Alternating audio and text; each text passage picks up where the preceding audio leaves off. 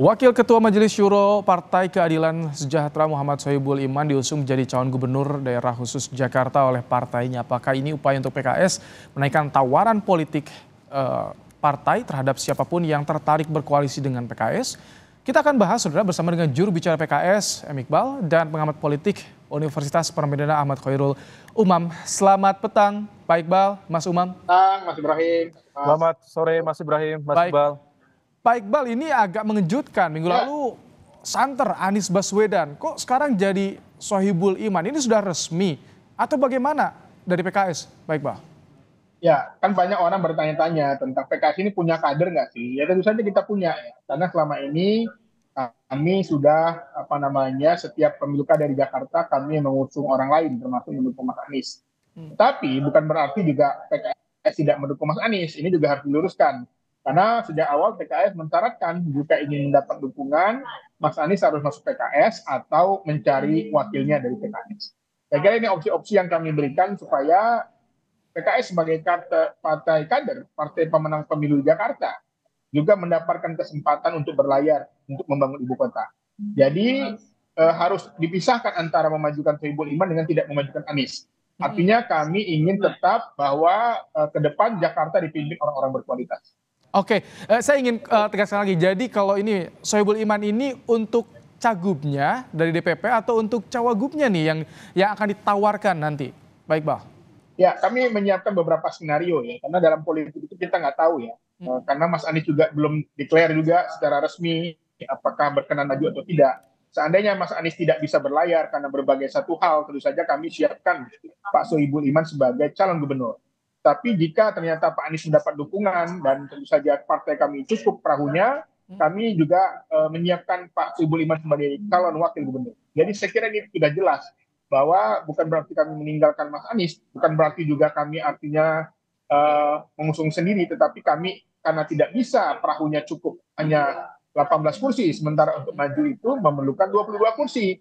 Tentu saja memerlukan dukungan dari partai lain. Jadi semuanya masih dinamis dan tentu saja dengan munculnya nama Sohibul Iman ini akan membuat Jakarta lebih banyak pilihan untuk orang berkualitas dan tentu saja ketika Mas Anies nanti siap maju bisa digabungkan dengan Mas Anies. Oke, Mas Umam. Ini tampak ada sikap dari PKS nih.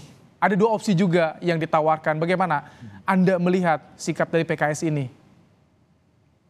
Mas Ibrahim, PKS tampaknya mencoba untuk bermain cantik. Karena pada satu sisi tentu tidak ingin kehilangan basis kekuatan yang per hari ini menunjukkan tingkat kepercayaan diri yang tinggi PKS di level Jakarta. Dalam rentang sejarah kelahiran PKS, baru kali ini PKS kemudian menjadi jawara dalam konteks pileg di DKI Jakarta. Maka sebenarnya cukup wajar kalau misalnya kemudian PKS call-nya cukup tinggi. Meskipun mengusung Muhammad Sohibul Iman, Pak MSI kali ini, bukan berarti kemudian menjadi harga mati untuk meletakkan representasi PKS sebagai posisi calon gubernur. Tampaknya ini tetap menjadi sebuah kartu politik yang membuka bagi ruang kompromi dan negosiasi, karena memang per kali ini juga PKS tidak memiliki golden ticket. Oleh karena itu ini dalam konteks pola relasi dengan lingkaran Anies Baswedan masih tetap membuka ruang untuk kerjasama.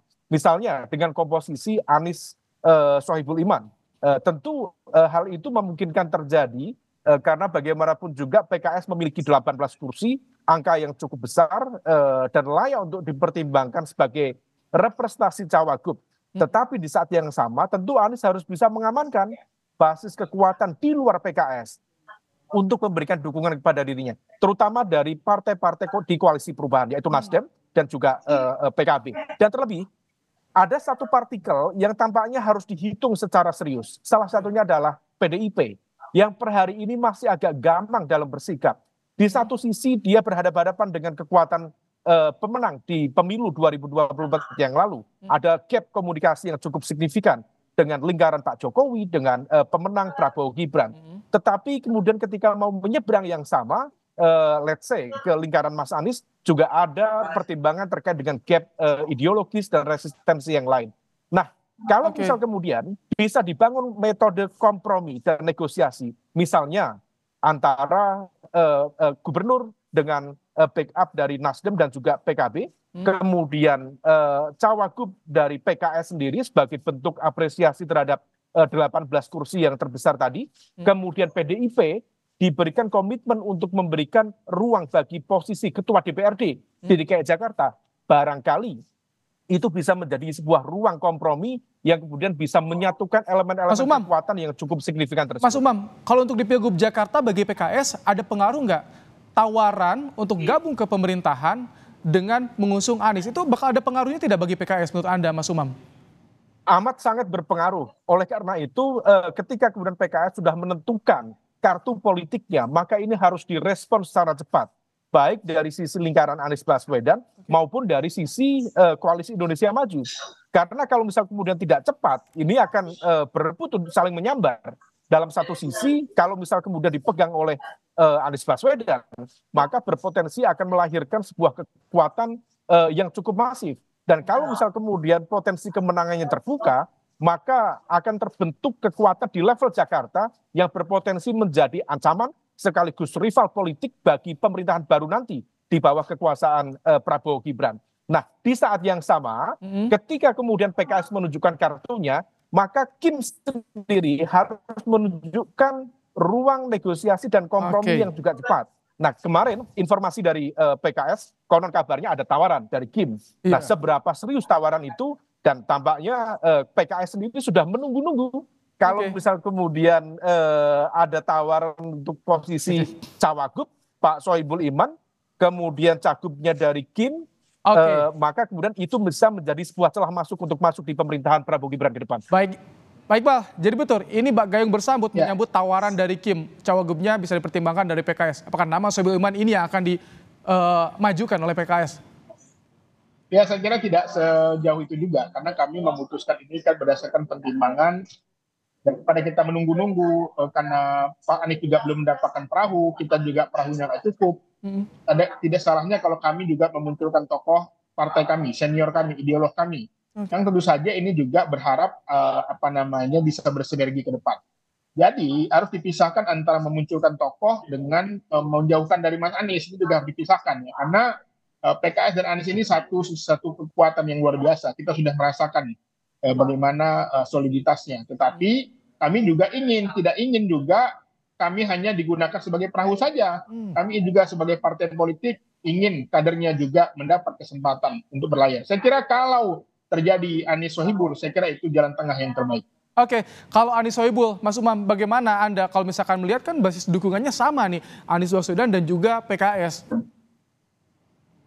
Ya, kalau dari sisi ketokohan, rasa-rasanya memang memiliki komunikasi interpersonal yang cukup kuat. Ada political chemistry yang cukup kuat. Mas Anies itu adalah mantan rektor Universitas Paramadina. Pak Sohibul Iman juga mantan rektor Universitas Paramadina. Ada ruang komunikasi yang cukup intens. Tapi dengan parpol lainnya bagaimana? Karena kan PKS tidak bisa sendiri. Nah, kalau misal kemudian PKS sudah mengunci call-nya yang cukup tinggi dengan posisi sebagai cawagup, maka sudah menjadi tugas dan kewajiban sebagai cagup untuk memastikan mendapatkan dukungan yang lain, terutama dari partai-partai yang selama ini memiliki political chemistry yang kuat.